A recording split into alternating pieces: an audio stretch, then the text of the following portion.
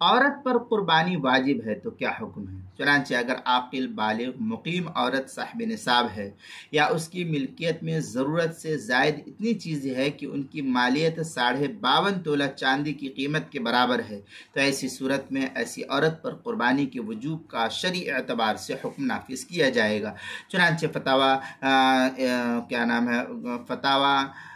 شامیہ وغیرہ کے اندر اور فتاوی ہندیہ کے اندر اس طریقے سے وَأَمَّا شَرَائِطُ الْوُجُوبِ مِنْهَا الْيَسَارُ وَهُوَ مَا يَتَعَلَّقُ بِهِ وُجُوبُ صَدَقَةِ الْفِطْرِ دُونَ مَا يَتَعَلَّقُ بِهِ وُجُوبَ الزَّكَاةِ۔ یہ فتاوی ہندیہ کی عبارت ہے، کتاب الأضحیہ جلد نمبر 5 صفحہ نمبر 292 جو مکتبہ رشیدیہ کوئٹہ کا چھپا ہوا نسخہ، فتاوی شامی جلد نمبر 6 صفحہ نمبر 312 جو HM سعید کراچی کا چھپا ہوا نسخہ ہے، البحر الرائق جلد نمبر 8 صفحہ نمبر 174 پر اس کو نقل کیا جو HM سعید کراچی کا چھپا ہوا نسخہ ہے۔